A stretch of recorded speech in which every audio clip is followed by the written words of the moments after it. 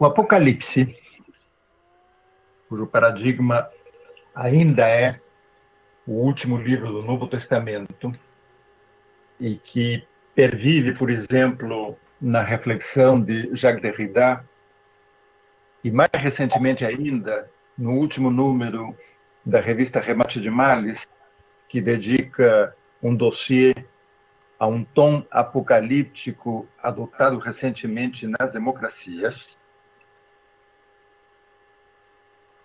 O Apocalipse, digo, nos revela o fim dos tempos e, portanto, a destruição do mundo, algo que, sinceramente, é absolutamente insuportável.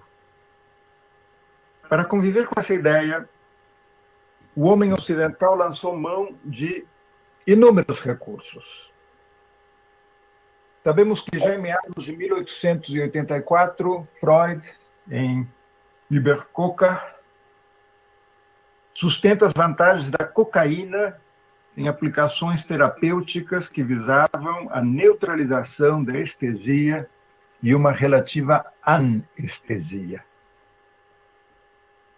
Ideias que mais tarde seriam perseguidas pelos modernistas de São Paulo e, como Cole Porter, poderiam dizer "Some get a kick from cocaine". Mas, tradicionalmente, no Brasil, houve outras formas mais públicas, mais abertas, de encontrar a indolência, quando não a indiferença. Para Euclides da Cunha, por exemplo, a Amazônia era essa terra à margem da história, cujos primórdios culturais, antes mesmo que a transmissão hereditária das qualidades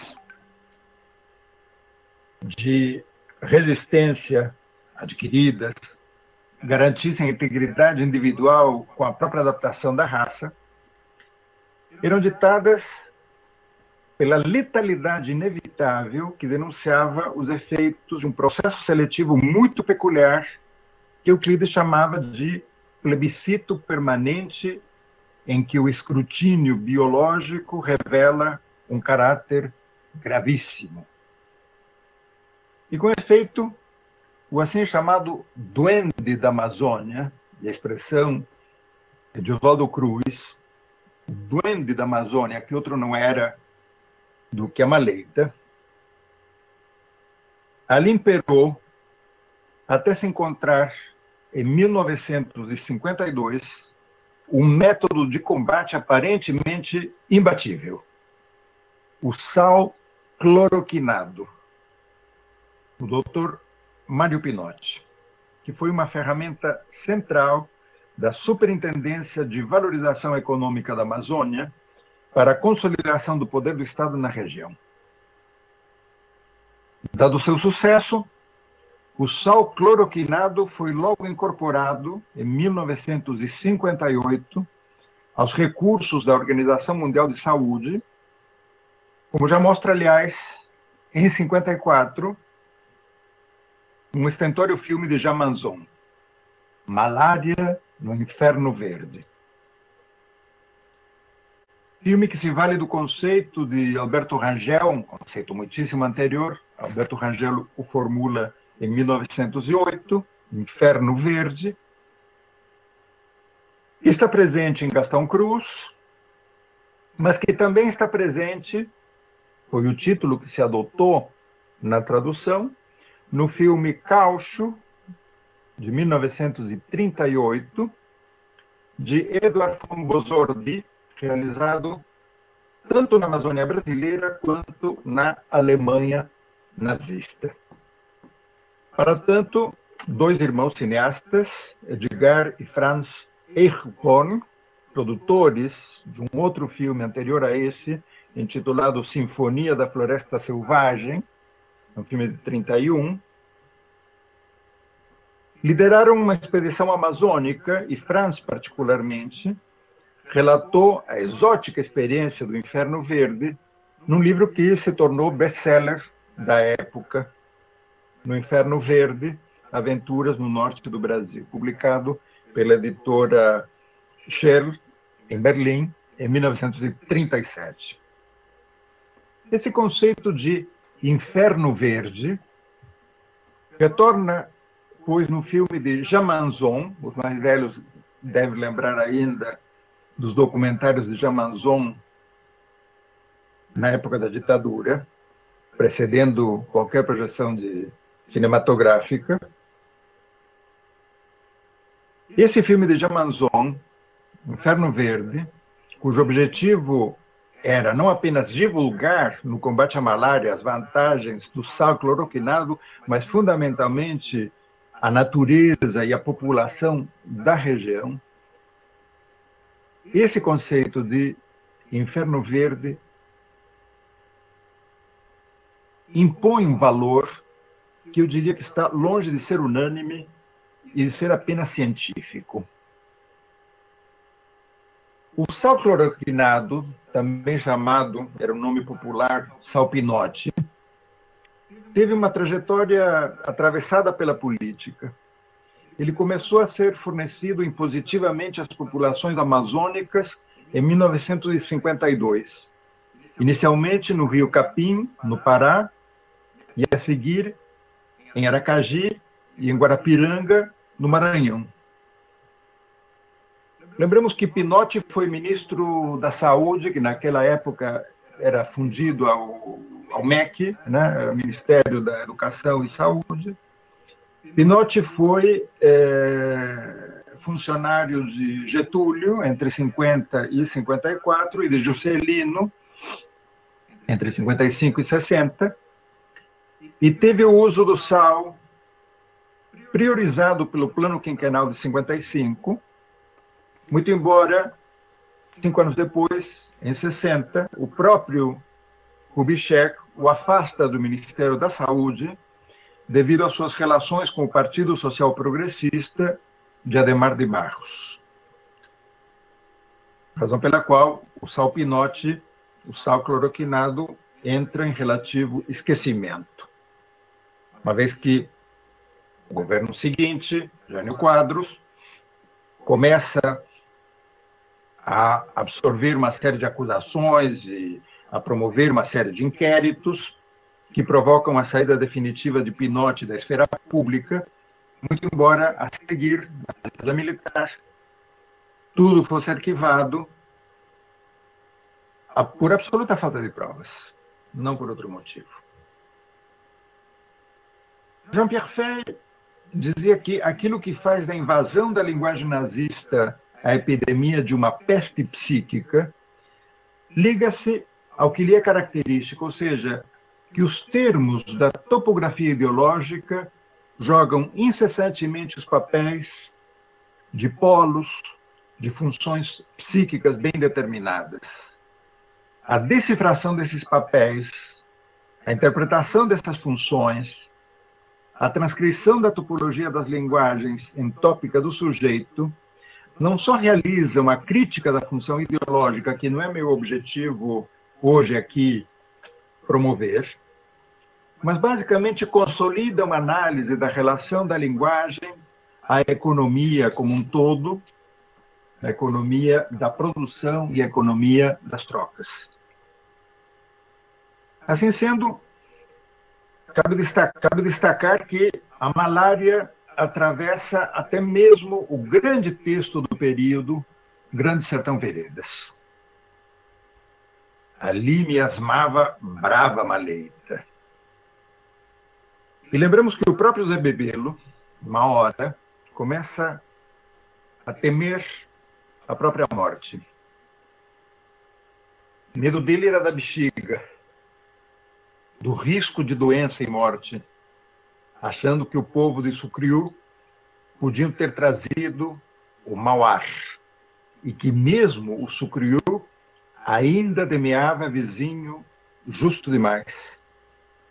Pois ali, nos diz Riobaldo, a maior parte dos companheiros tremiam em prazo intermitente.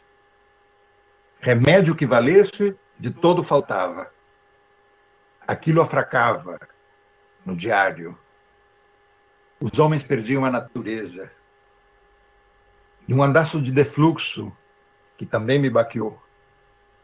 Pior não estive, mas eu de mim sei. Todos, de em antes, me davam por normal, conforme eu era. E agora, instantaneamente, de dia em dia, eu ia ficando demudado. Uma raiva espalhada em tudo, frouxa nervosia. E para essa hiperestesia que Guimarães Rosa evoca, o sal cloroquinado era, como diz o texto, remédio forte que há para se terminar com a maleita, em definitividade. Porque a febre, ali no oco, é coisa, é grossa, mesma, terça maligna. Pega o Senhor a terça braba e pode matar perfeito o Senhor antes do prazo de uma semana. Diríamos, a maleita é a coisa das Dinge. Euclides, Guimarães Rosa, me detenho em Mário de Andrade. Chegando em Esperança, no posto alfandegário brasileiro em frente às costas do Peru, em Epitaciolândia, o turista aprendiz Mário de Andrade admite ter desejado contrair a maleita. Mas maleita assim, de acabar com as curiosidades do corpo e do espírito. Ao atracarem no porto fluvial, uma das colegas de travessia chega alvoroçada no navio a avisar que encontraram no bar um moço maravilhoso de lindo, uma beleza extraordinária de rosto, meio parecido com Richard Barthelmess, que era um galã de cinema mudo da época. Mas esse estranho tinha a pele inteiramente devorada pela maleita. E nesse ponto, Mário decide retomar as observações sobre a doença, a maleita nirvanizante, como ele a chamava, que publicaram um pouco antes no Diário Nacional, em novembro de 31. Em Maleita 1, o primeiro desses textos dedicados à doença, Mário de Andrade admite que os misteriosos igarapés, graças de curvas, partindo para as não-civilizações paradíssimas, dão principalmente esse desejo de maleita que se tornou, desde essas sugestões amazônicas, uma verdadeira obsessão na minha vida.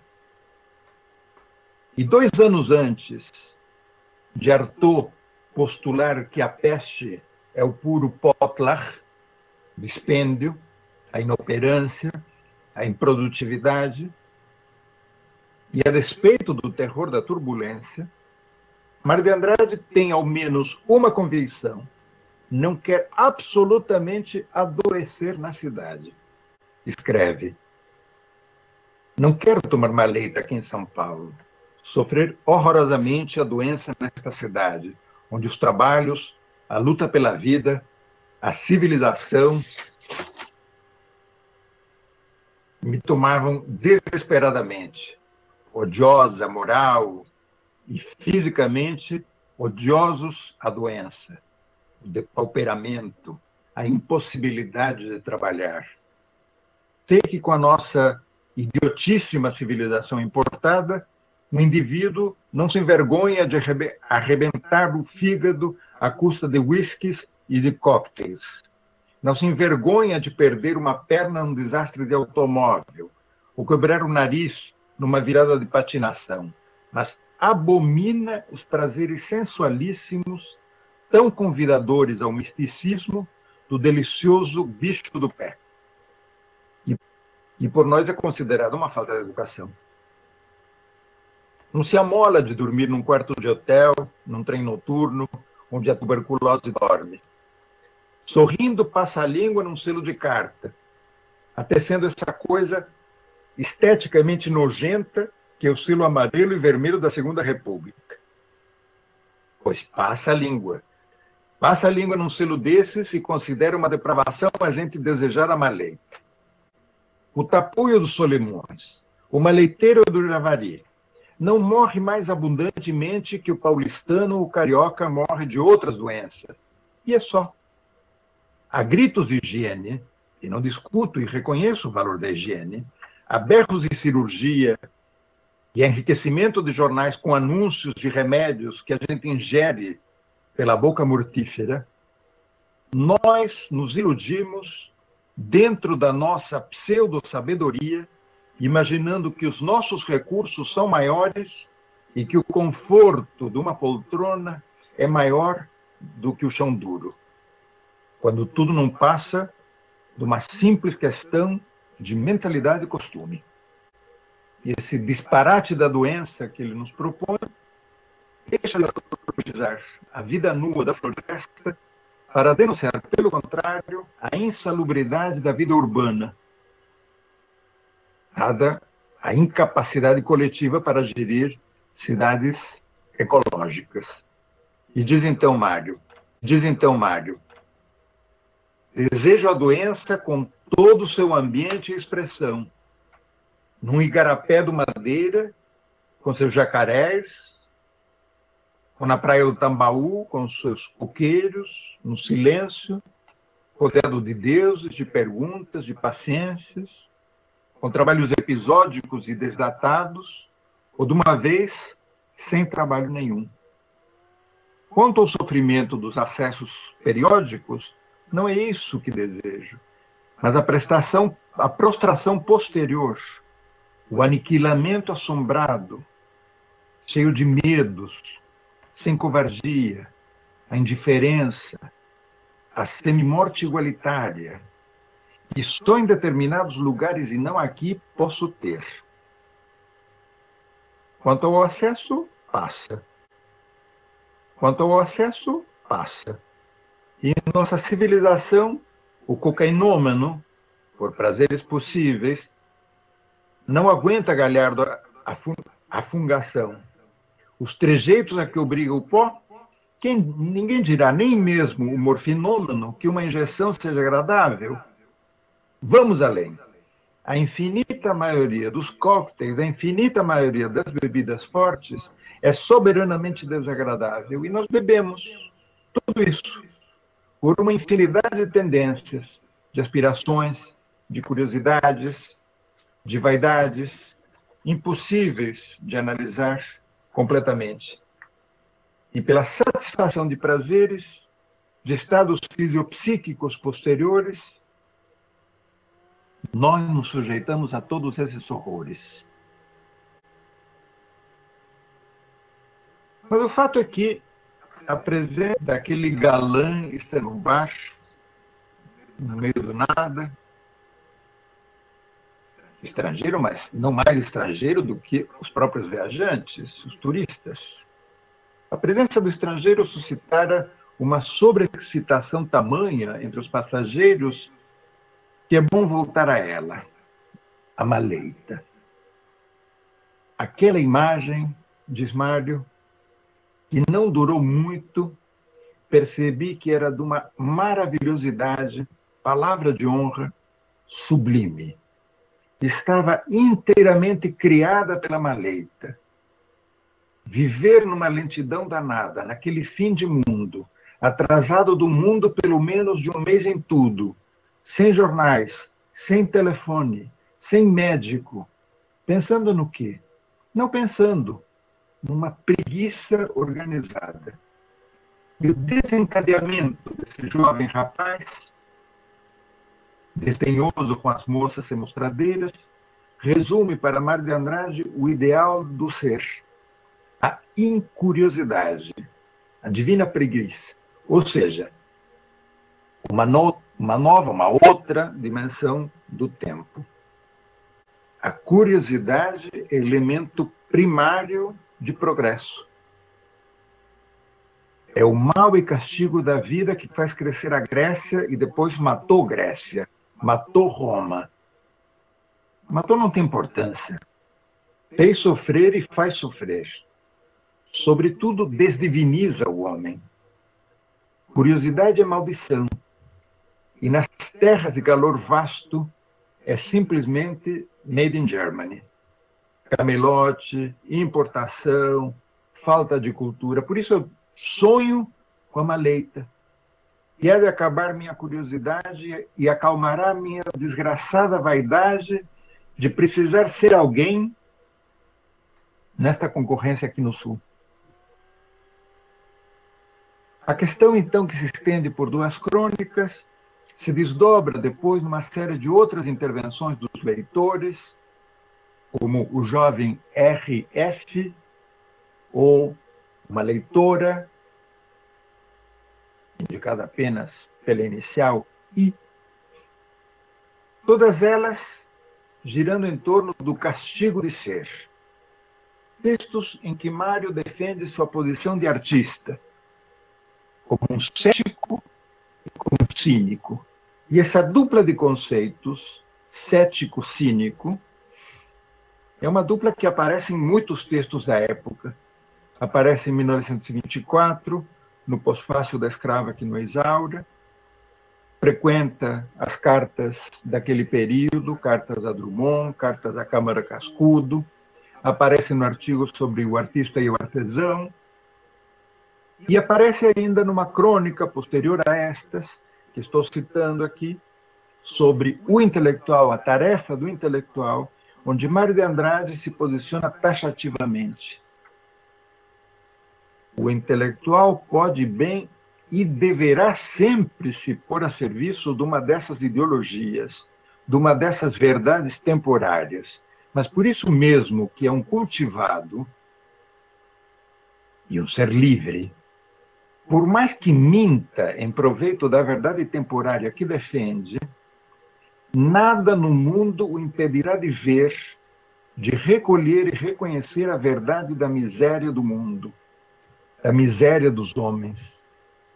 O intelectual verdadeiro, por tudo isso, sempre há de ser um homem revoltado e um revolucionário, pessimista, cético e cínico, um fora da lei.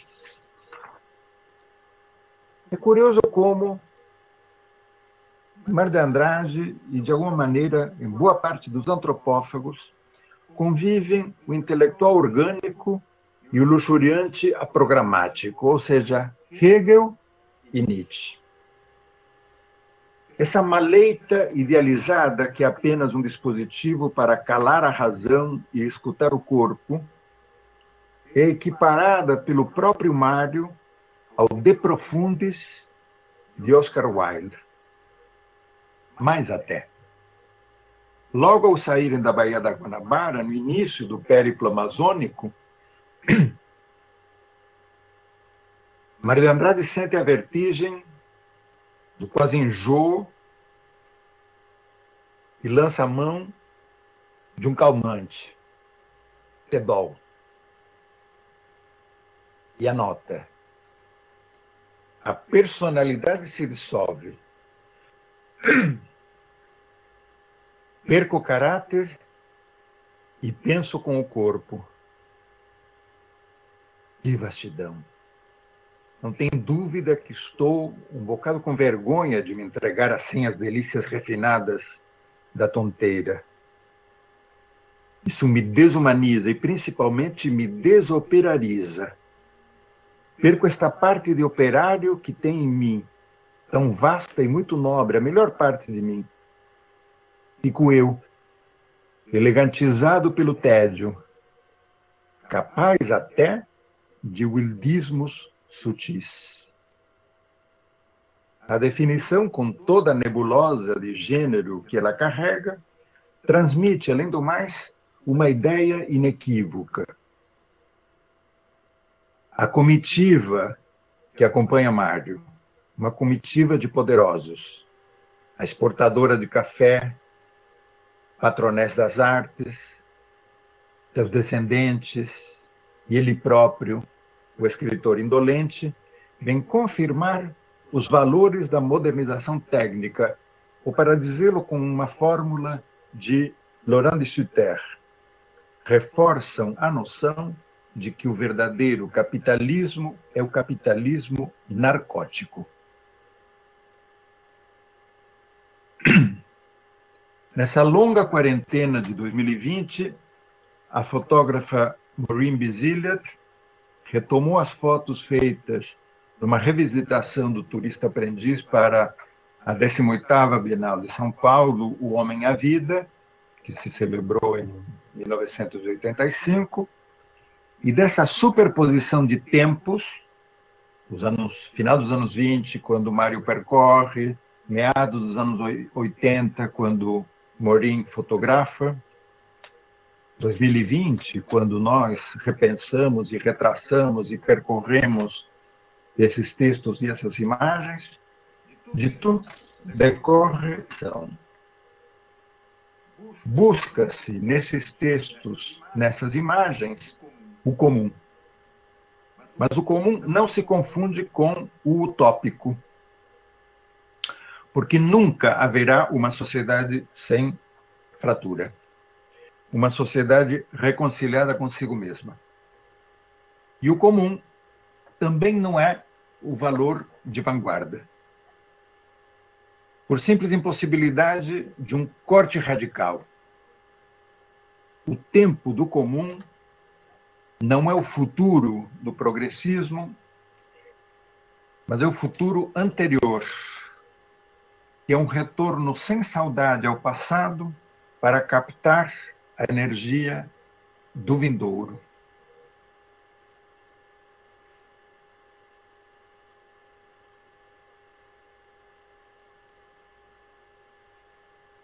Boris Groys, analisando a figura de Walter Benjamin na introdução à Antifilosofia, observa: o capitalismo é um trabalho silencioso de repetição, reprodução. O capitalismo representa uma teologia além da teologia, um pensamento da reprodução que contempla apenas a forma da reprodução, não questionando mais o que na verdade vai ser reproduzido. A teologia do capitalismo e da cultura de massas, desenvolvida por Benjamin, é tal teologia além da teologia, uma teologia da reprodução além da questão do original. Assim, ela produz uma forma de teologia aparentemente elevada e não mais passível de crítica. Ou seja, que poderíamos entender Walter Benjamin como um pensador da reprodução, ou, talvez, melhor ainda, como alguém que pensou a cultura contemporânea como uma simples tarefa de reprodução. Benjamin nos alerta no texto que Byron citava no início, Experiência e Pobreza, que uma nova forma de miséria surgiu com esse monstruoso desenvolvimento do capitalismo narcótico, sobrepondo-se onímoda ao homem. E é curioso superpor esta ideia apresentada por Walter Benjamin a uma outra ideia, sintomaticamente desenvolvida pouco antes desse ensaio, numa carta de Mário à Câmara Cascudo, onde Mário informa o amigo sobre a marcha da revolta da direita paulista contra Getúlio.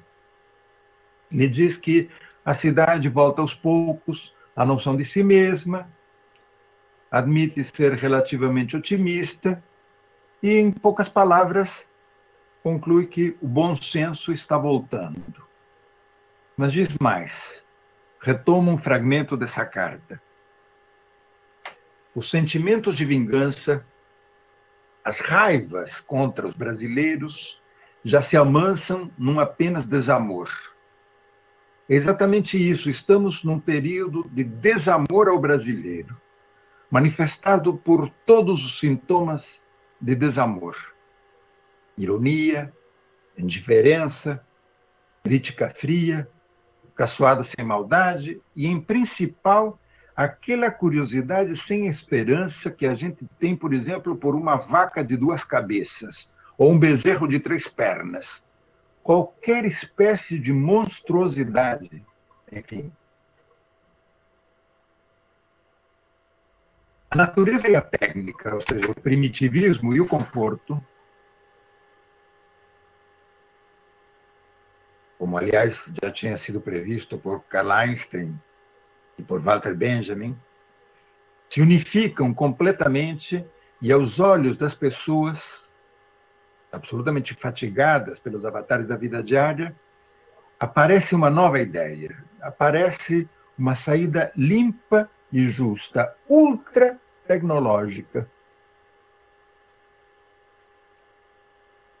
ultra teológica, a universidade. Frente a um monstro chamado Brasil, a elite paulista sonha sair de seu dédalo através da universidade.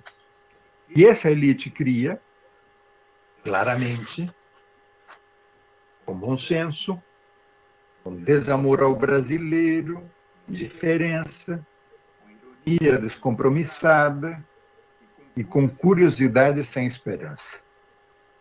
Como sal cloroquinado perante a malária coletiva. Caberia a pergunta, é essa a universidade que ainda nós temos? Acho que já não mais.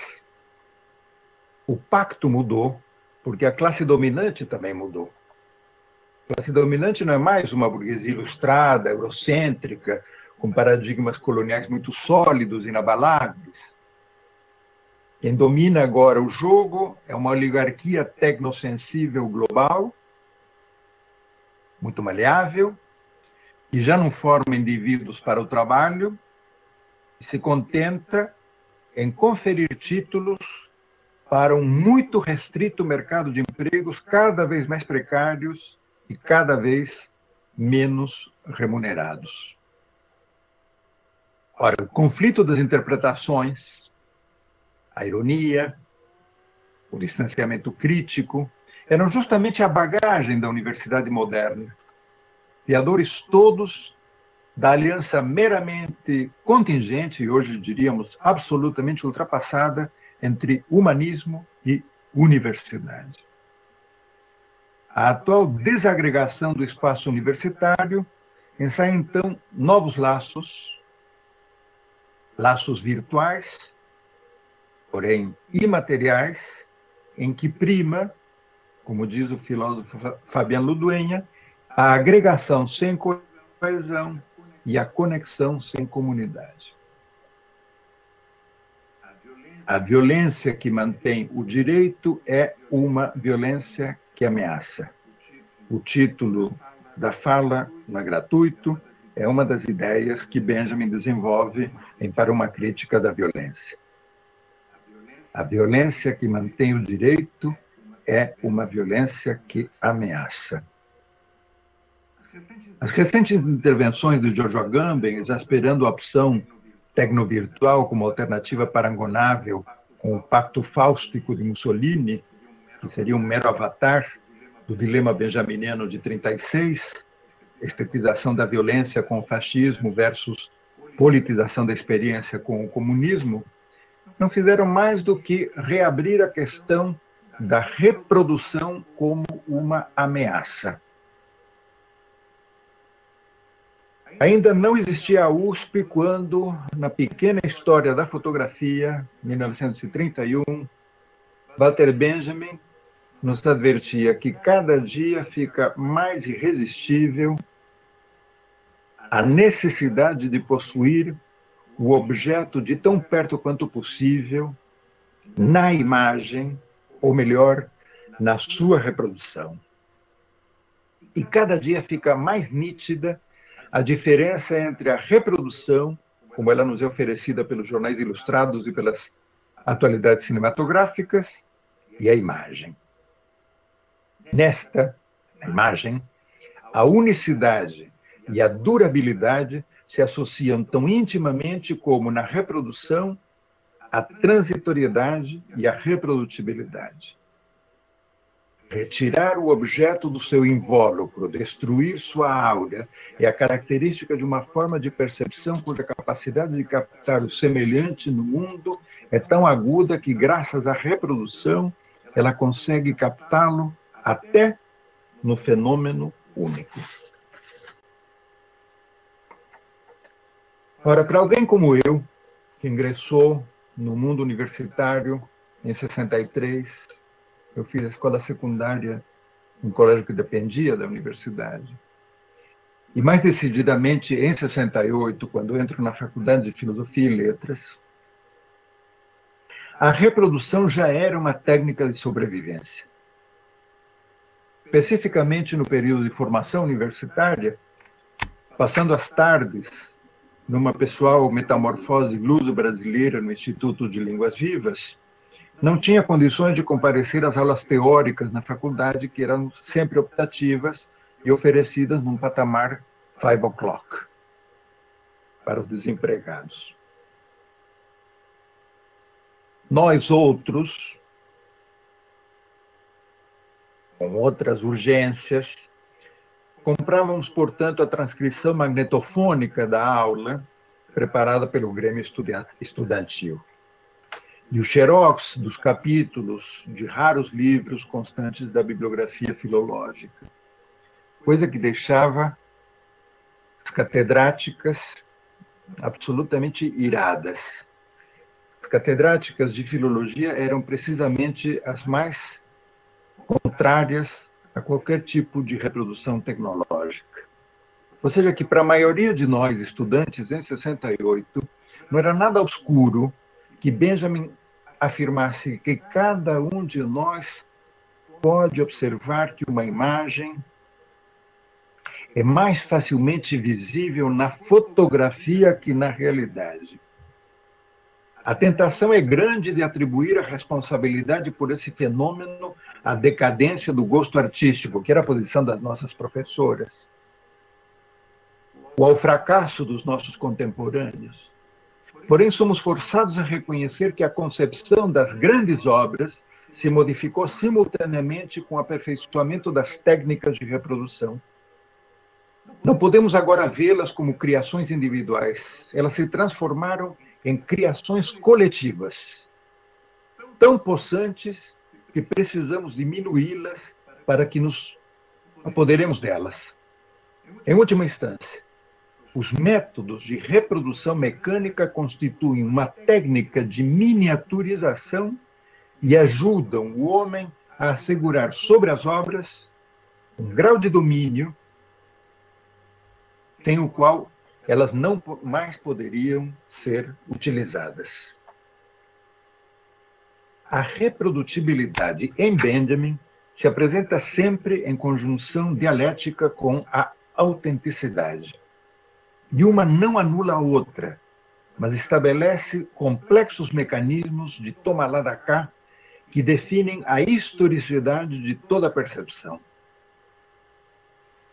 Então, nessa nossa miniaturização da experiência, que naquela época era devida ao stencil, com que se praticavam as cópias das aulas, ou as fotocópias que tirávamos dos livros, essa miniaturização da experiência nos dera em compensação a potência da criação coletiva e constantemente questionávamos os mestres por algumas ausências inquietantes. Gostava de compreender, por exemplo, o motivo de um semestre dedicado por completo a memorizar episódios e aventuras, não apenas do Quixote, mas de sua vastíssima bibliografia, não incluir um conto de um professor da casa. As velhas filólogas, porque eram todas mulheres no meu caso, podiam fazer aquilo que Diógenes Laércio conta de um dos ouvintes de Crísipo de Solos, um filósofo fecundo na invenção, mas muito parco na elocução. Parece que Crísipo adorava evocar, então, longas tiradas, e certa vez deslanchou a citar a Medéia de Eurípides, até que alguém, com o volume à mão, retrucou-lhe: mas essa é a Medéia de Crísipo.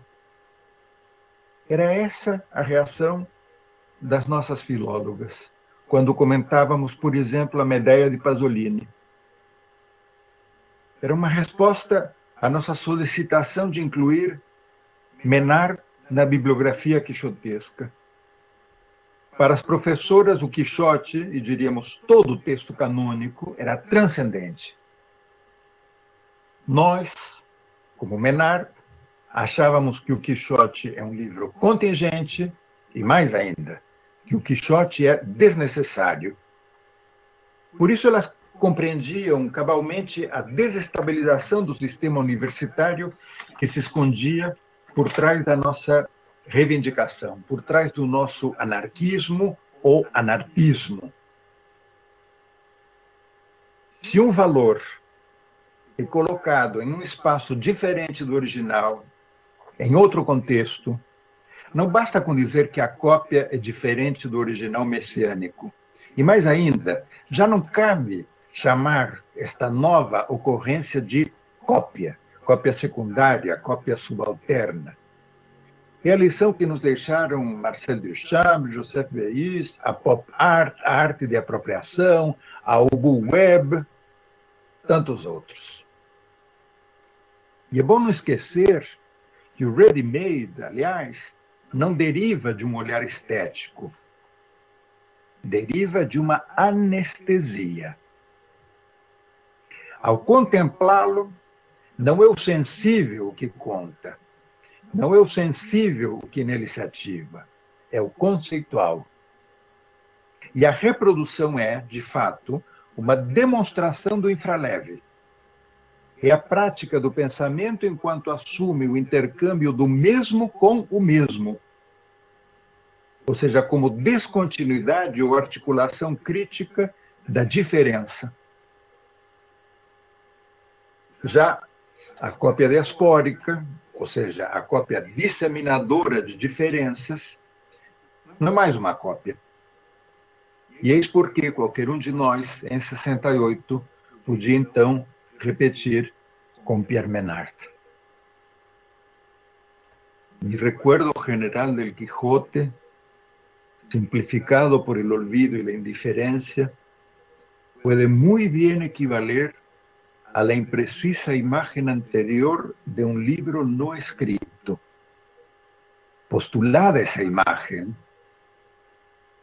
que nadie en buena ley me puede negar, es indiscutible que mi problema es harto más difícil que el de Cervantes. Mi complaciente precursor no rehusó la colaboración del azar. Iba componiendo la obra inmortal un poco a la diabla, llevado por inercia del lenguaje y de la invención. Yo he contraído el misterioso deber de reconstruir literalmente su obra espontánea. Mi solitario juego está gobernado por dos leyes polares. La primera me permite ensayar variantes de tipo formal o psicológico. La segunda me obliga a sacrificarlas al texto original y a razonar de un modo irrefutable esa aniquilación.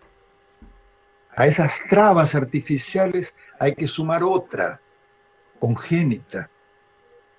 Componer el Quijote a principios del siglo XVII era una empresa razonable.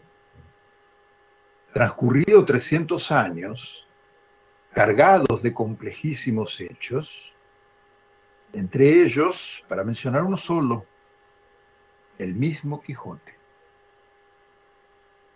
Ou seja, que Menard traça um arco que vai de Mallarmé a Duchamp. Está vinculado ao número. E abandonando a dialética hegeliana particular universal, ou seja, o 2, opta pelo singular, o 3. E nesse sentido a teoria, como já mostrou Alain Badiou, a teoria é que o pensamento apenas toque um ponto do trabalho. Não interessa se o trabalho é um poema, uma narrativa ou uma arte não retiniana. Tem por isso ser extensivo a todo o tecido da produção. Nesse sentido, Pierre Menard talvez seja o último representante de uma técnica descrita por Chrysippus, uma técnica que ele a denominava premeditatio malorum, ou seja, a premeditação da adversidade, ou seja, a crença de que perdemos as coisas a que damos valor simplesmente para continuar a valorizá-las.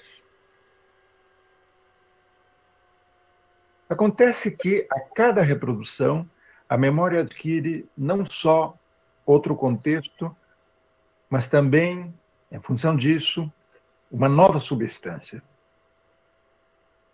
O mesmo Benjamin, para redigir sua história da fotografia, baseou-se, como conta no Diário de Paris, numa conversa com Adrienne Monnier, a dona de Shakespeare and Company, mas aí onde originalmente falava em gozar, gozo, Benjamin, mais tarde, provavelmente influenciado, marcado por Brecht, preferiu colocar assimilar e usar. Ou seja, passou da simples fruição estética a uma efetiva utilização política. A nossa posição enquanto estudantes em 68 era clara: pedimos o impossível, pedimos uma inclusão desestabilizadora. Mas pelo simples fato de o conceito de reprodução de nossos mestres estar ligado ao de representação, esta já era para nós uma ideia inconsistente. Ora, não só aquilo que devia ser representado era inconsistente, e a seu modo infraleve. A própria ideia de representação, tal como, aliás, o século XX já tinha demonstrado, nos parecia uma usurpação. Os professores, portanto, nos segregavam. Em compensação, nosso gesto era dúplice. Questionávamos os vendilhões que invadiram o templo, mas preservávamos o templo, um mero semblante, que reproduzíamos e usávamos de uma outra maneira, uma maneira contracanônica e talvez tão disparatada quanto a malária de Mário de Andrade.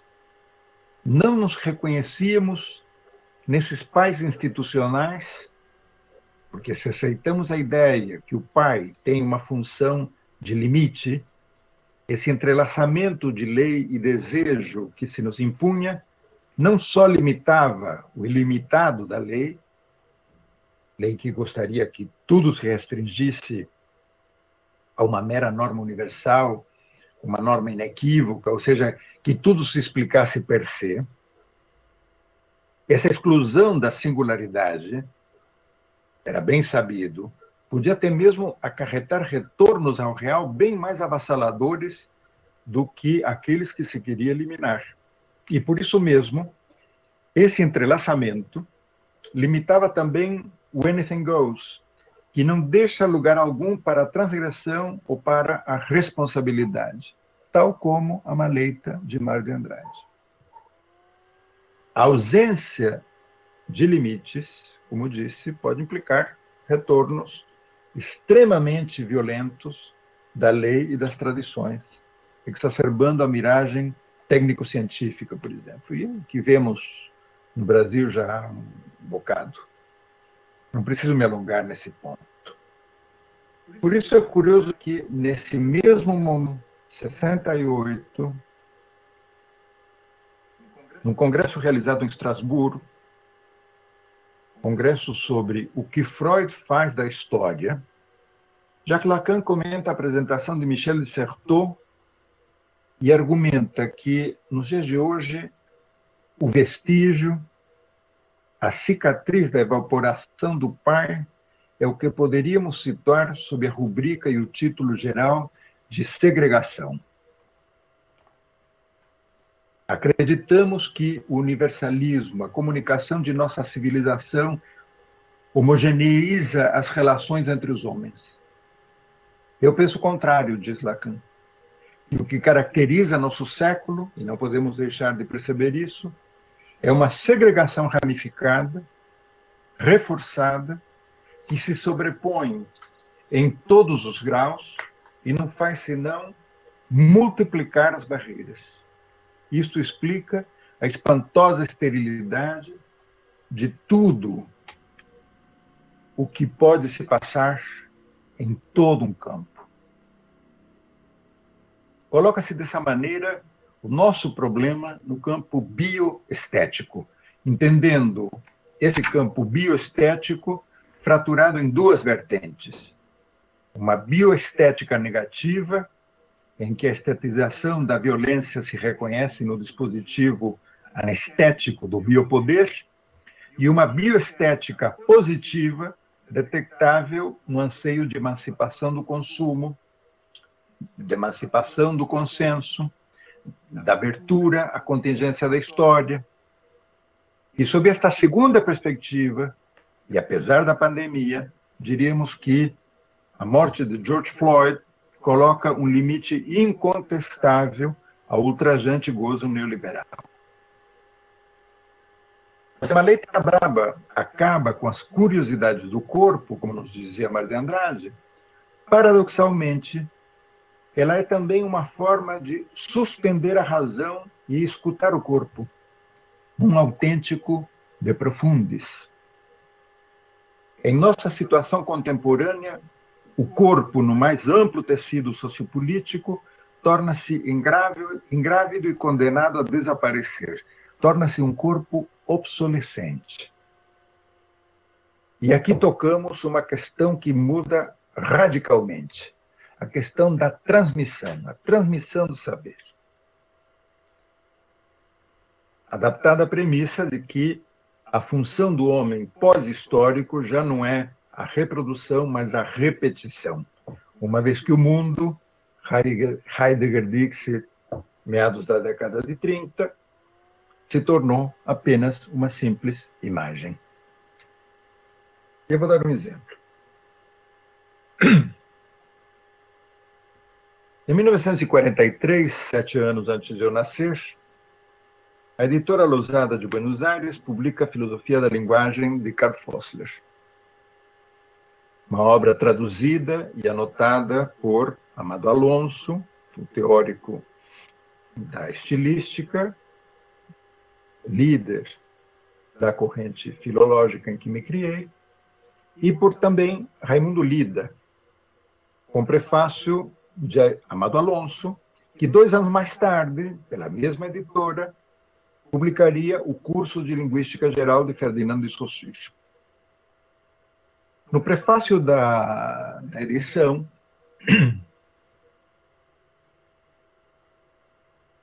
que era uma edição póstuma, já sabemos que Saussure não escreveu o curso foi transcrito por 2 de seus discípulos, Jacques Bailly e Albert Segeai.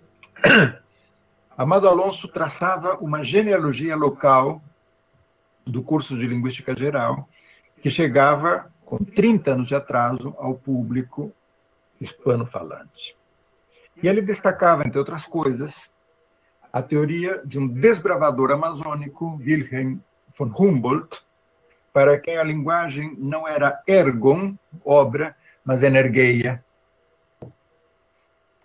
E destacava também o pioneirismo absolutamente moderno de um outro cientista do século XIX, Andrés Bello.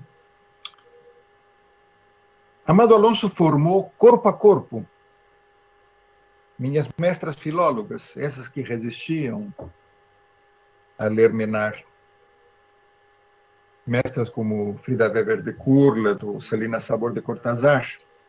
De sorte que a minha linhagem era praticamente reta. Remontava a Humboldt e Andrés Bello. Mas nenhum de nós, em sã consciência, em 1968, mesmo com todas essas passagens bem controladas, teria colocado em seu currículo discípulo de Ferdinand de Saussure. O ex-ministro, sim. Partindo do antecedente que Marcel Duchamp participou da exposição do surrealismo organizada por César Moro e Wolfgang Pahlen no México, em 1940, com reproduções de suas obras, e consta que é a primeira vez que um artista vivo se apresenta numa exposição com reproduções das suas obras.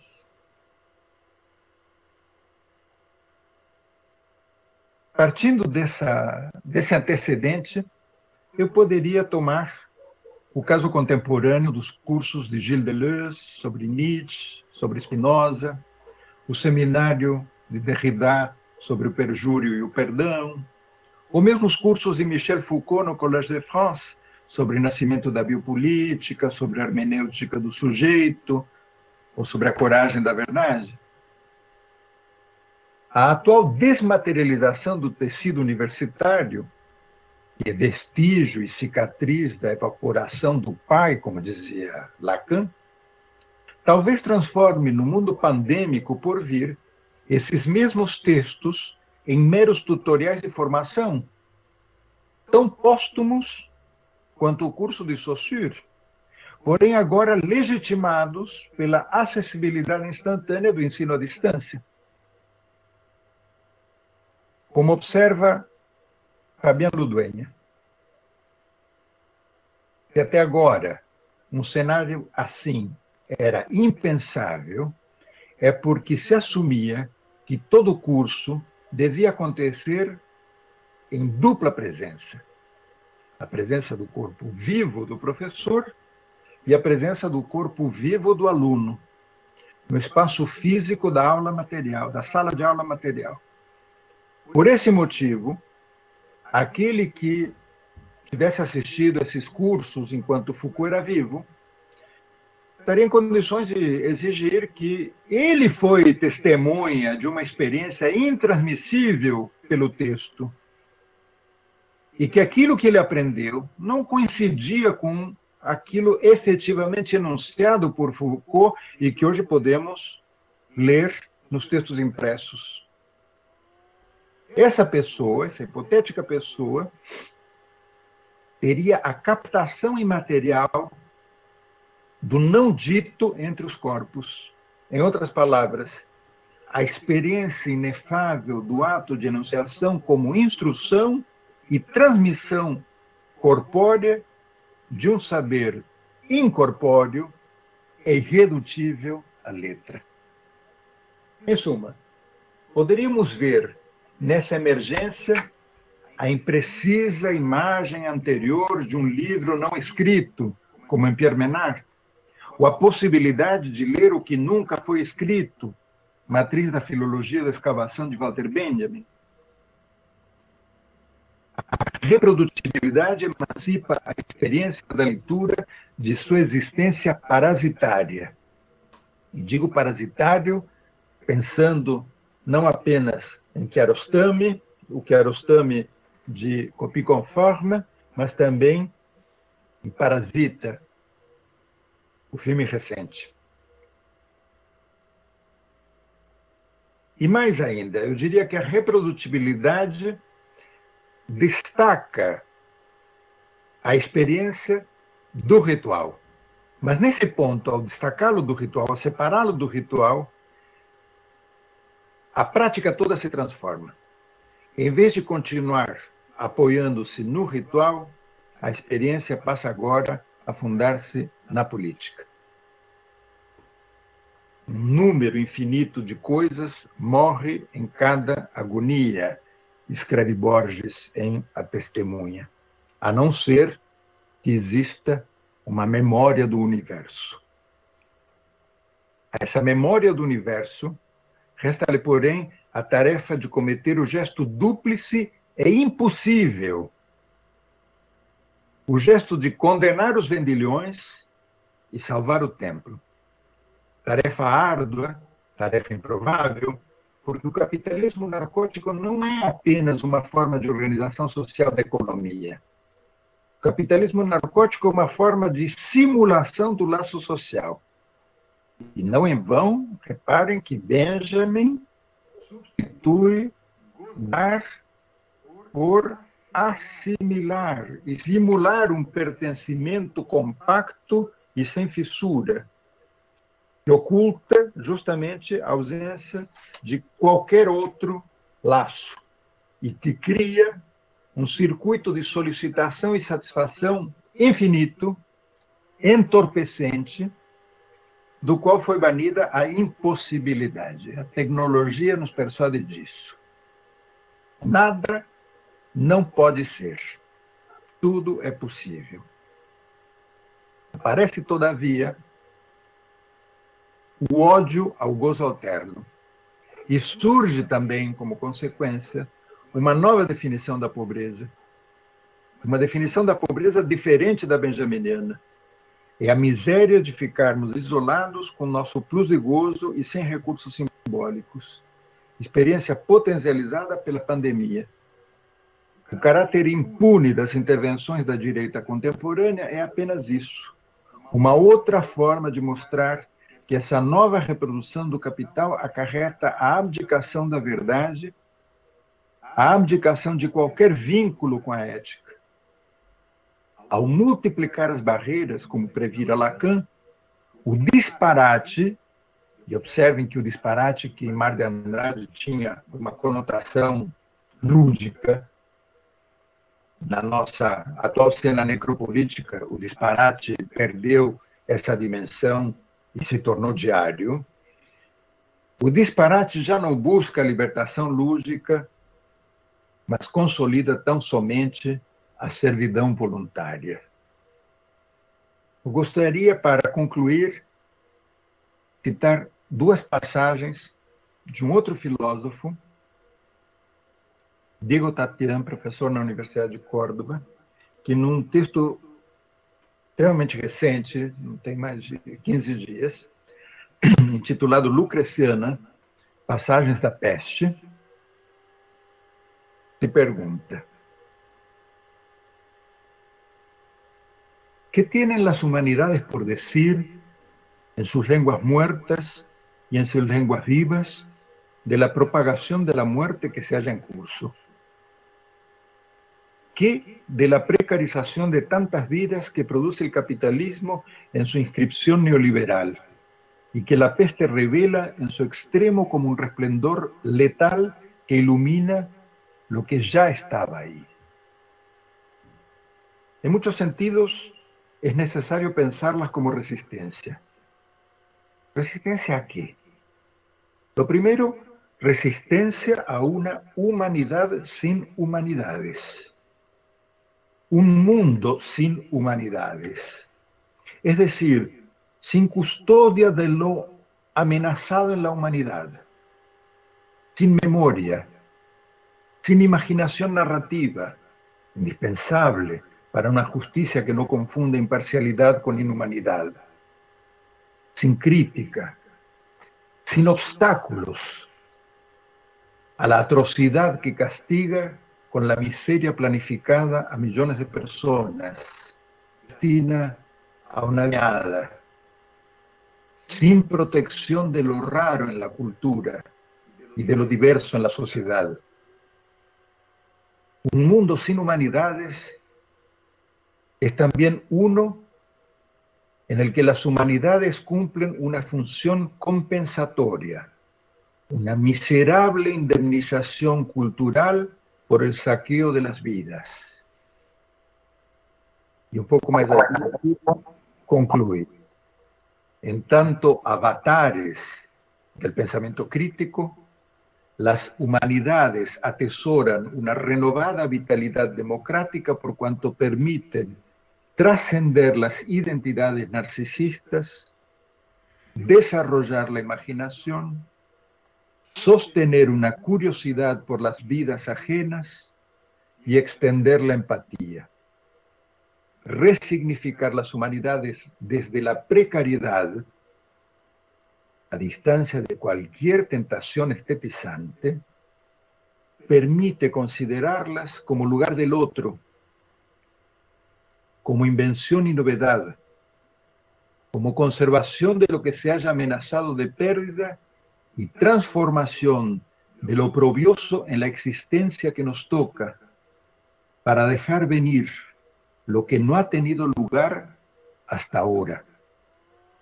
Lo imprevisto es el ser humano mismo y los saberes por él concebidos, el registro de las huellas dejadas por las generaciones, la apertura de todo lo que se pretende clausurado y definitivo en la vida que vivimos y en la muerte que morimos.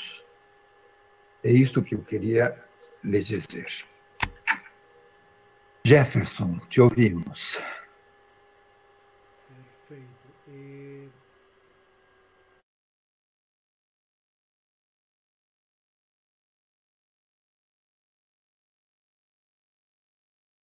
Então, muitíssimo obrigado pelo convite para participar deste evento e gostaria de dizer que para mim é uma honra e um prazer imenso dialogar com o meu querido mestre.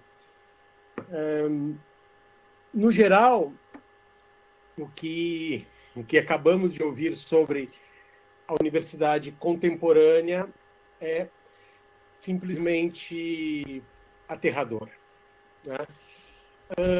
No entanto, o Raul termina, né, com uma citação de um texto do Diego Tatian que exalta o poder das humanidades, para nos lembrar quem somos e o que podemos ainda fazer para não sucumbirmos à pura técnica. O texto de Tatian recupera imagens da peste na tradição ocidental para refletir sobre o presente. Raul também articula uma série de autores brasileiros e estrangeiros em torno da questão da reprodução técnica e da crítica desta, tendo como base textos de Walter Benjamin. Divide a breve história da Universidade Moderna Latino-Americana, ou melhor, dos cursos de humanidades na América Latina, em 3 momentos, a partir da sua experiência particular. Então, o primeiro momento seria fase da apresentação, da representação, desculpa, que é o das suas mestras, a fase da reprodução, que é o de sua formação, e o momento da repetição, que é onde nos situamos e que tende a se aprofundar com a introdução permanente da tecnologia. A linha de argumentação é potente e deixa, de fato, pouca margem para questionamentos. Impossível não concordar com o Raul. A experiência das aulas online é angustiante para professores e alunos. As condições de produção, transmissão e recepção do conhecimento são precárias e se teme deveras que isso se torne permanente. Apesar das reações e do estado de alerta das associações docentes e estudantis. Sem discordar do diagnóstico e dos prognósticos, cabe-me apenas trazer outros elementos que, de uma forma ou de outra, já nos encaminhavam para o presente. Eles constituem o terreno fértil sobre o qual se constrói hoje a hipótese do ensino remoto permanente. Para começar, o caso da pesquisa e da pós-graduação. No seu estudo sobre o desaparecimento do intelectual público nos Estados Unidos, publicado nos anos 80, Russell Jacob nos conta que a expansão do ensino universitário, com seu atrativo financeiro ao lado das transformações dos grandes centros urbanos dos Estados Unidos, trouxeram os intelectuais da rua para os campi, situados em geral nos subúrbios americanos. Em busca de um emprego estável, mas também da ideia de que, junto com as atividades acadêmicas, haveria tempo e possibilidade de produzir para um público mais amplo, muitos representantes da New Left, críticos das instituições e de seus professores nos anos 60, optaram na década seguinte pela vida universitária e, assim, ficaram presos às engrenagens institucionais. Cito Jacob: ao contrário do passado, se situam dentro de especialidades por uma boa razão. Seus empregos, carreiras e salários dependem da avaliação de especialistas. E esta dependência afeta as questões levantadas e a linguagem empregada. Segundo Jacob, essa geração abandona a ambição de se comunicar com um público mais amplo para competir com os seus pares, em busca de prestígio obtido pela publicação em periódicos especializados, bolsas de pesquisa e contratos de trabalho em certas instituições. Em crítica a essa percepção, Eduard Said, um intelectual universitário com ambições extra-universitárias, escreveu que a visão de Jacob era por demais sombria e deu contra-exemplos. Ele mesmo, E.P. Thompson e Hayden White. Após rebater Jacob, acabou, no entanto, chegando às mesmas conclusões. De uma rotinização e superespecialização do trabalho intelectual na universidade e da predominância de uma comunicação apenas para um público restrito. Se pode afirmar é que, pelo menos no Brasil, esse modelo do intelectual universitário se disseminou e se consolidou, mais ou menos à mesma época, isto é, nos anos 70, também nas letras e nas ciências humanas.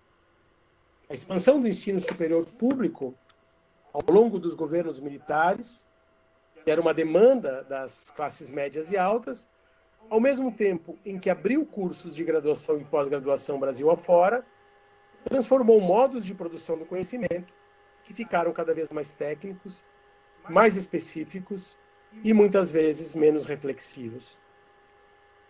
Toda a polêmica sobre a teoria, no Jornal do Brasil, no Globo e nos cadernos de opinião, se baseia no medo de que a reprodução se torne repetição. Ocorre que o problema não estava nas teorias estruturalistas, mas no modelo institucional, que se transformava mesmo nos polos de resistência ao estruturalismo.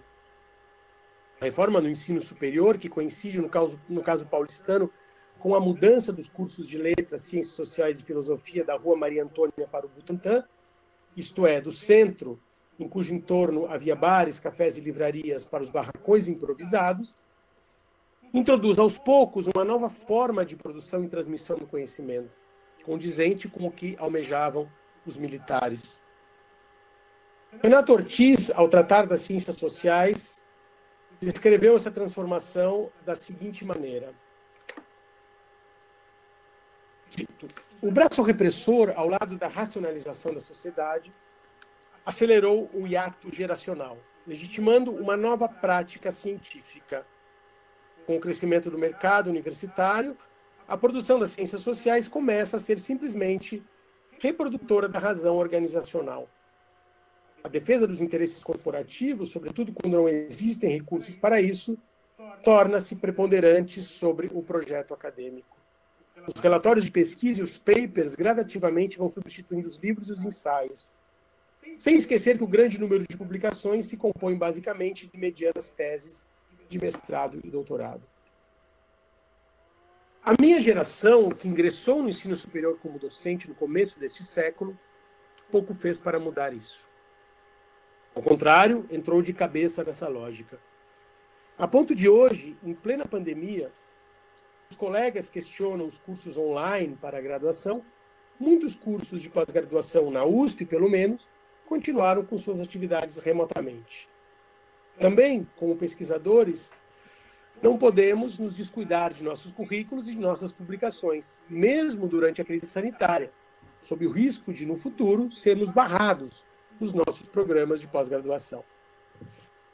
Mas antes mesmo da pandemia, quando tínhamos a necessidade de fazer as nossas greves em busca de melhores condições de trabalho, novamente os cursos, como sempre, os cursos de pós-graduação e as defesas de tese, raramente eram interrompidos ou cancelados. Tudo se passava como se nada estivesse acontecendo. Pura repetição.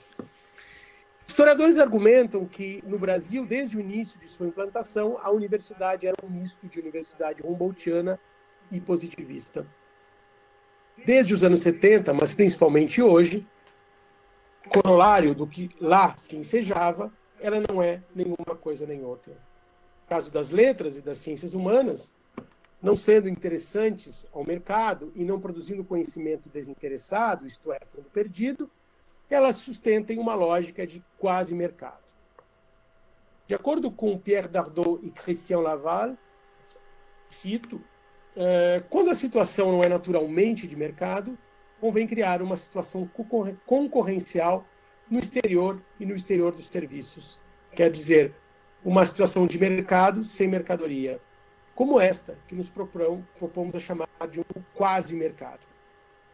Isso vale particularmente para todos os setores de atividade onde a mercantilização pura e simples, quer dizer, a transformação em mercadoria, portanto, um produto diretamente cambiável por moeda, não é realizado.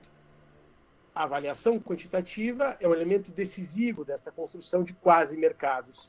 Portanto, o operador da transição da norma concorrencial. Se o panorama é dramático para a pesquisa e a pós-graduação, em que a epigonia e a aceleração do tempo de formação vieram para ficar, o que dizer do primo pobre, que é o ensino de graduação, onde, para além de não fornecer mão de obra qualificada para o mercado de ensino, no caso das letras, se iniciam a formação e o recrutamento dos candidatos à carreira acadêmica. Em entrevista de 1979, refletindo sobre as estratégias de ensino, Michel Foucault nos diz que, cito, na França, criticou-se violentamente o sistema das conferências. O professor chega, fica atrás de uma mesa durante 1 hora, diz o que tem para dizer e o estudante não tem a possibilidade de discutir. Os reformistas preferem a fórmula do seminário, pelo fato de se basear na liberdade. O professor termina de impor suas ideias e o estudante tem o direito de falar. É verdade. Mas você não acha que um professor que assume a responsabilidade por estudantes no início do ano, os faz trabalhar em pequenos grupos, os convida a entrar em seu próprio trabalho, compartilha com eles seus problemas e seus métodos? Você não acha que nessa fórmula os estudantes podem ficar ainda mais deformados no final do seminário do que se estivessem simplesmente assistindo a uma série de conferências? Eles não considerarão como adquirido, natural, evidente e absolutamente verdadeiro o que não é, afinal, senão o sistema, o código, a grade de seu professor? Eles não correm o risco de que o professor lhes imponha suas ideias de maneira muito mais insidiosa? Não quero defender a conferência a todo custo, mas me pergunto se ela não possui, para dizer a verdade, uma espécie de honestidade bruta, a menos que ela esclareça o que é. Não a proclamação de uma verdade, mas a apresentação, em fase experimental, de um trabalho que tem suas hipóteses, seus métodos, e que, portanto, deixa o campo livre à crítica e às objeções. O estudante é livre para revelar suas inabilidades. Naturalmente, os seminários e grupos de trabalho são necessários, mas mais, creio eu, para permitir o exercício da liberdade do que para experimentar métodos. Quando faço uma conferência um pouco dogmática, digo para mim mesmo, sou pago para levar aos estudantes certa forma e certo conteúdo de saber. Devo construir minha conferência ou meu curso como se fabricasse um sapato, nem mais nem menos. Concebo um objeto, tento fabricá-lo do melhor modo possível. Tenho muita dificuldade, nem sempre é claro, mas com frequência. Levo esse objeto à sala de conferências, mostro e, em seguida, deixo o público livre para fazer uso dele da maneira que lhe agrada. Considero-me mais como um artesão, fabricando um objeto e oferecendo ao consumo, do que como um mestre fazendo trabalhar seus escravos. Citação. Como se sabe, Foucault foi um dos escolhidos por Edgar Faure, ministro da Educação francês, para fundar o departamento de Filosofia de Vincennes, universidade que visava romper com o tradicionalismo sorbonard e democratizar o ensino universitário. No entanto, após contratar os docentes para o departamento, entre eles Gilles Deleuze, Foucault deixa Vincennes. Ele não suportava ser interrompido ou questionado por estudantes que muitas vezes podiam agir com violência em um contexto de amplo questionamento de hierarquias. Estávamos no pós-maio de 68. E Foucault não suportava seminários, preferia dar aulas magistrais. Mas o que, no caso de Foucault, era uma opção, pois logo em seguida ele vai para o Collège de France, entre nós, se tornou algo necessário. Há muitos cursos de graduação nas universidades brasileiras, a USP entre elas, que só podem funcionar nesse modelo da conferência. Não porque o docente goste desse modelo, mas simplesmente porque as salas de aula são cheias, lotadas, e o professor tem dificuldade de dar algum tipo de atenção individual aos alunos. O que ele enxerga, em geral, é um mar de gente, mas ninguém em específico. Assim, o que diferencia uma aula presencial em uma sala... Assim, o que diferenciaria uma aula presencial em uma sala repleta de uma aula síncrona online? Ora, sem dúvida, há o corpo do estudante sentado em uma cadeira em frente ao professor. Mas não há necessariamente interação entre eles. Há a confirmação para o professor de que o estudante está na frente dele. Mas como saber seu nome, suas questões, seus interesses? Mas há, se poderia argumentar, a figura do professor. Porém, o que representamos nós? Para os estudantes, o que representamos nós, professores operários, para esses estudantes? E somos nós, no caso, tão pobres de experiência. De todo modo, é nessa universidade da repetição, pela primeira vez, os alunos vindos de estratos pobres da população tiveram a possibilidade de ingressar. Talvez, como muitos de nós, docentes, eles chegaram tarde, quando o sistema já estava em vias de colapsar. Aliás, como quase tudo no Brasil, o colapso coincide com a chegada dos direitos aos que não usufruem dos seus direitos. É o caso da escola pública de ensino básico. Provavelmente será o caso da universidade pública, independente da adoção definitiva do ensino online. Nós perdemos toda a aura que os nossos mestres ainda conservam. Somos pura repetição e ninguém se lembrará de nós, nem nossos pares, nem nossos alunos. Não ficaremos para a posteridade, não formaremos grupos, não combateremos nada. O texto do Raul nos mostra que, no final dos anos 60, na Argentina, a vanguarda sobrevivia na contestação dos estudantes. De nossa parte, o máximo que faremos é ajudar que nossos alunos tenham uma profissão, que é o que eles, talvez, mais desejem. Em uma das greves pelas quais passei, e já não foram poucas, nesses 15 anos como professor da USP, um colega mais velho, célebre comparatista que viveu os anos dourados da Rua Maria Antônia, comentou comigo, frente a um trancamento no prédio de letras, que ele não admitia que os alunos simplesmente bloqueassem o prédio e fossem embora. Ele não entendia porque os alunos não permaneciam no campus, já que, nos tempos dele de graduação, os alunos ficavam na universidade, as manhãs e tardes inteiras, tirando o melhor que podiam da instituição e, sobretudo, convivendo. Quando havia greve, estavam todos lá, em vigília. Um outro colega da mesma geração que ele, que escutava a nossa conversa, disse: eles não permanecem na universidade porque, diferentemente de nós, eles precisam trabalhar. De fato, para muitos dos nossos alunos, sobretudo os dos cursos noturnos, o convívio com os colegas tende a ser restrito, por questões de ordem material. O próprio fato de ir e voltar da universidade, em uma metrópole como São Paulo, é um desafio. São horas no transporte público. Então, no momento em que se promovem as políticas públicas de inclusão, em que a universidade se abre mais às classes trabalhadoras, em que se criam os cursos noturnos, já se pressupõe a admissão de estudantes que trabalham e que logo terão menos tempo para viver a vida do campus, para conviver com os colegas e até mesmo para o estudo. Porque no Brasil, as políticas de inclusão não vieram junto com as políticas de permanência, de modo que o corpo estudantil tende a se tornar um corpo nômade. Assim mesmo, não deveria haver cursos noturnos para alunos que, em geral, vêm das classes trabalhadoras ou que, mais velhos, vêm fazer pela primeira vez uma graduação? E quais os limites do uso das ferramentas online? Tomariam elas o nosso lugar? Do ponto de vista dos alunos, será que é mais cômodo e preferível para eles ficarem em casa, assistir às aulas e os tutoriais por computador e receber o diploma no final do curso? Pela minha experiência, pelos relatos que recebo dos meus alunos, eles não veem a hora de poder pegar o metrô e trem em direção a um campus no meio do nada. Se algo os impede agora, além da suspensão oficial das atividades presenciais, é o medo que têm de serem infectados e de infectar os familiares. De nossa parte, meus colegas e eu também não vemos a hora de voltar às nossas aulas em auditórios repletos. Em outras palavras, por mais pobre que seja a experiência universitária contemporânea, ainda assim, penso eu, é melhor tê-la presencialmente.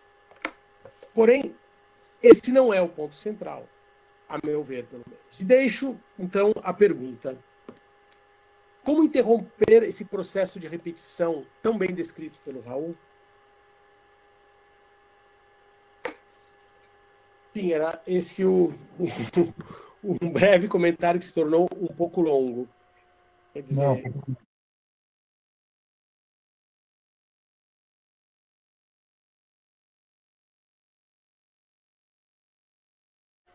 Não, dizer, perfeito.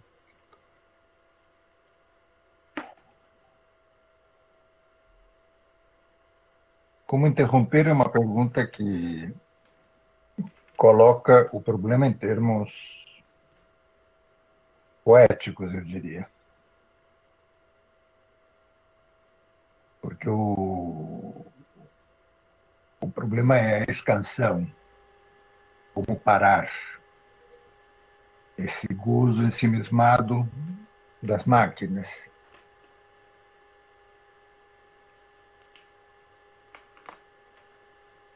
É uma pergunta poética porque pressupõe um redesenho da sensibilidade como um todo e que implica muitos atores. O Estado, sem sombra de dúvida. Ambos trabalhamos em instituições públicas. Mas não menos os setores dominantes, que é onde se recruta a maioria do corpo docente, pelo menos. Conversando essa semana com um colega, Fernando De Giovanni, professor na NYU, me sugeria por que não convidávamos pessoas da área das ciências para esses colóquios. Porque a experiência que ele tinha era que, no caso de serem progressistas, esses colegas defenderem a permanência das humanidades porque achavam muito positivo que seus filhos tivessem acesso à história da arte, à literatura, a línguas estrangeiras, ou seja, se cultivassem. Mas é também uma constatação que quando aparece o duro discurso dos cortes, dos orçamentos, dos ajustes, a área da ciência dura guarda um silêncio sepulcral. Jamais está em defesa das humanidades, jamais vai associar as humanidades como uma reserva de imaginação, de criatividade, ou seja, de poieses e de ética. Então, esse é um problema. O problema é o Estado, controlado pelo liberalismo, mas é também o perfil dos setores dominantes, que aparentemente têm apoiado, apoiam em massa essa reconfiguração da universidade, das nossas disciplinas. Eu tenho a impressão de que o que não se pode é cair em dicotomias.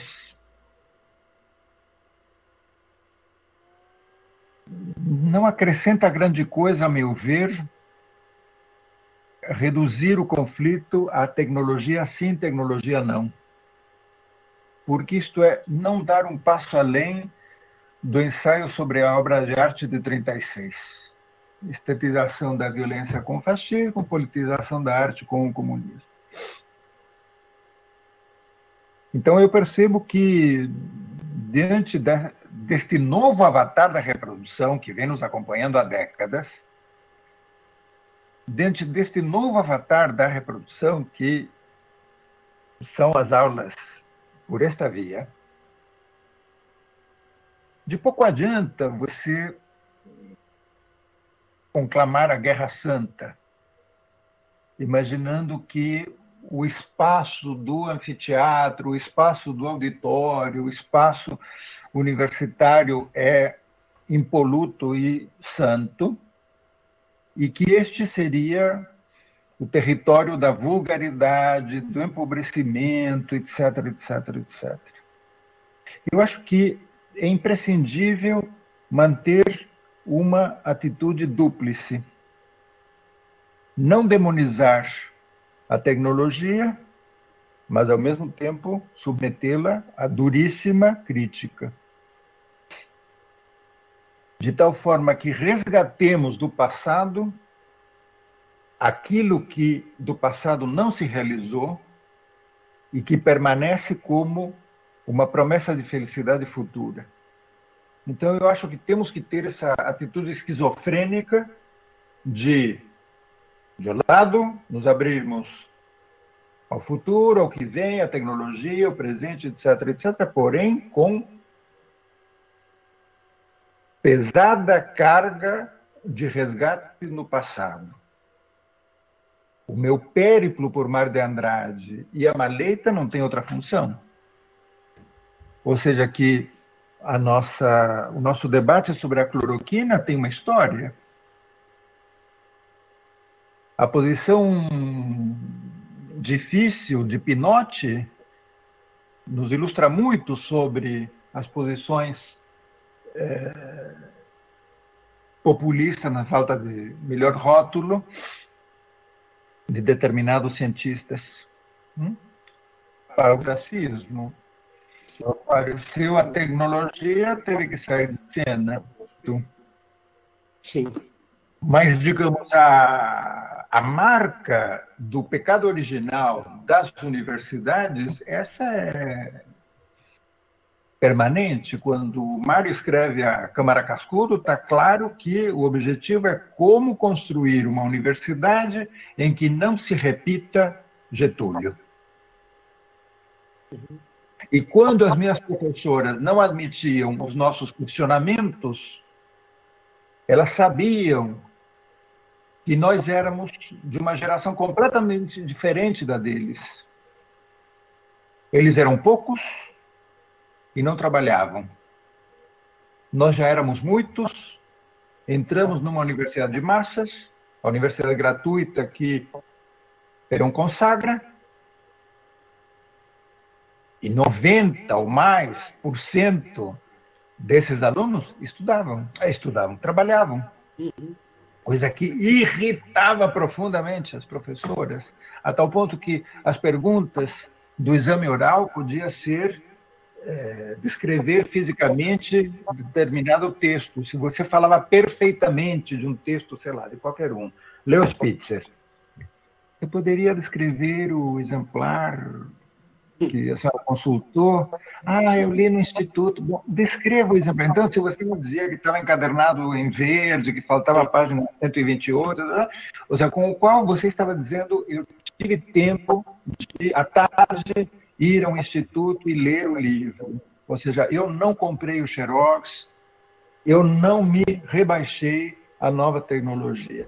Então, eu acho que essa atitude dúplice, sim e não, é uma coisa, sim e não, é a única maneira por onde começar a elaborar uma saída. Eu não digo que eu tenho a saída, mas creio que é por aí que devemos percorrer o caminho, não na perspectiva de consagrar uma alternativa como a única possível e demonizar a contrária. Não há saída sem tecnologia, mas também não há saída sem erudição. Talvez seja um pouco a sensação nossa, né, dos que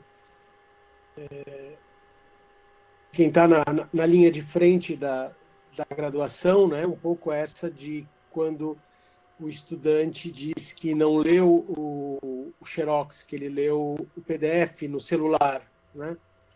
É um assombro, né? Para muitos é um assombro. Como assim você leu no celular, mas eu acho que é um pouco equivalente, né? E aí eu pergunto se o equivalente da geração, né, da geração, hoje não é um pouco essa geração também dos novos ingressantes que defendem pautas, né, que defendem pautas culturais e, de certo modo, também põe em xeque, né, o grande sustentáculo da alta literatura, né? E pensando aqui nas pautas identitárias, por exemplo. Uhum.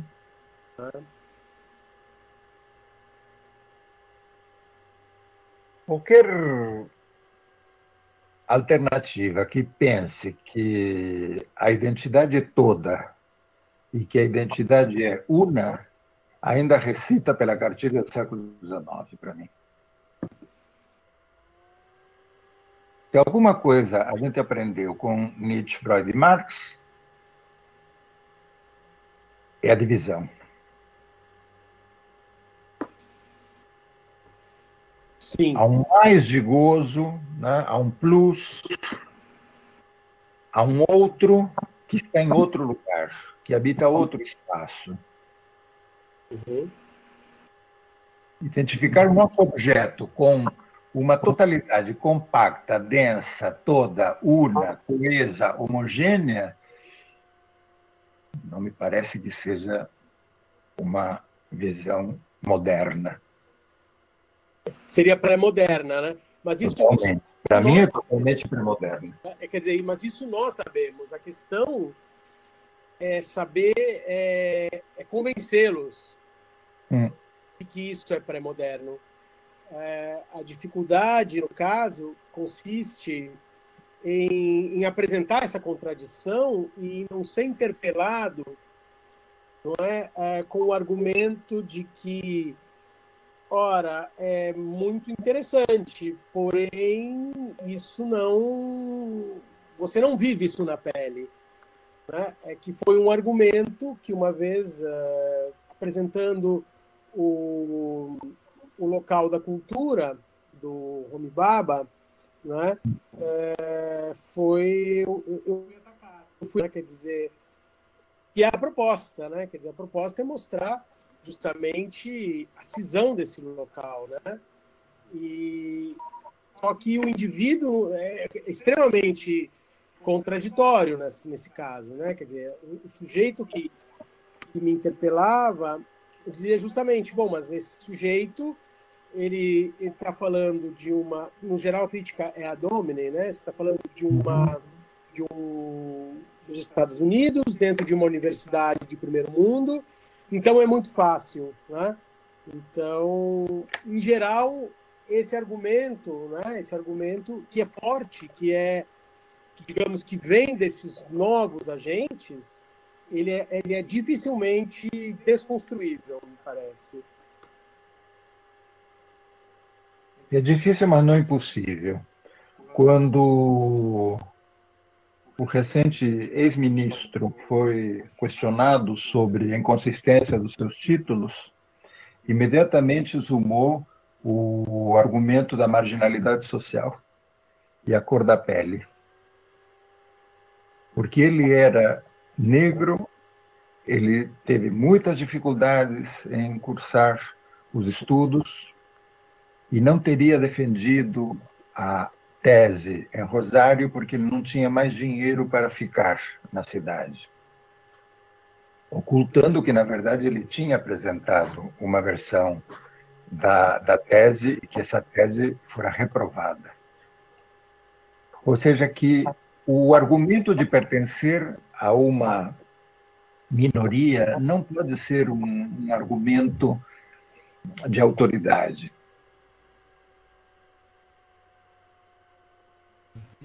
Tão autoritário chamar os jornalistas de moças, rapazes, crianças. Crianças. É tão autoritário chamar os jornalistas que estão aí a trabalho de crianças porque têm a idade dos seus netos, quanto dizer Para mim foi mais difícil porque eu sou negro. Então tudo tem que ser perdoado. Não, não é assim que funciona. Uhum. Uhum. Sim, sem dúvida. Sem dúvida. No fundo, se transforma num argumento de autoridade, né? E que se dá, enfim, que se dá em sala de aula, muitas vezes, né? Sim, muitíssimo, Com o muitíssimo. qual nos confrontamos, enfim, com o qual temos que lidar, assim como, possivelmente, os docentes de Vincennes que davam aula sentindo frio na barriga, muitas vezes, né? Com medo de que chegasse o pelotão maoísta e acabasse com a aula, né? Quer dizer, talvez seja uma sensação similar, né? Porque, enfim, tem uma verve, muitas vezes, violenta aí, né? Alguma coisa que nos tira o chão.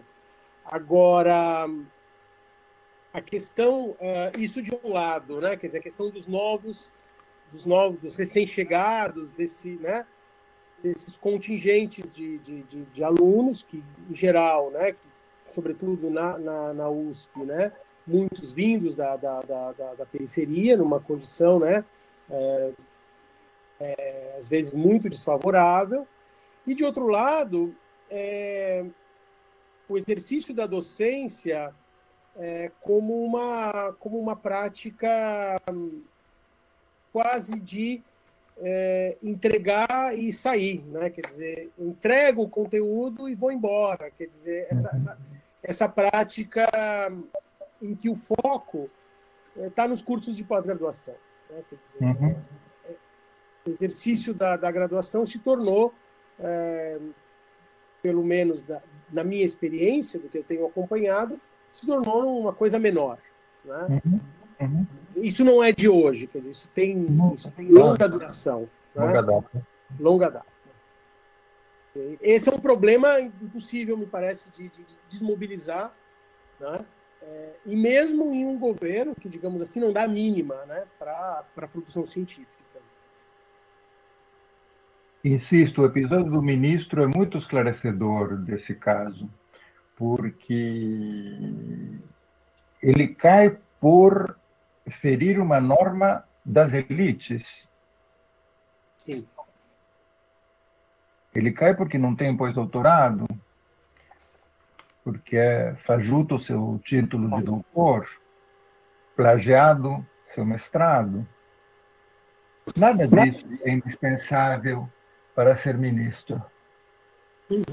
Paulo Freire tinha pós-doutorado? Se Paulo Freire fosse escolhido ministro, alguém o questionaria por não ter pós-doutorado? E, no entanto, ninguém questionou esse ministro, como não questionarão o próximo e o seguinte, etc., por não ter um plano para o ensino fundamental. Porque se a graduação é fraca, quis dizer do ensino médio ou do ensino primário. A inclusão começa por aí.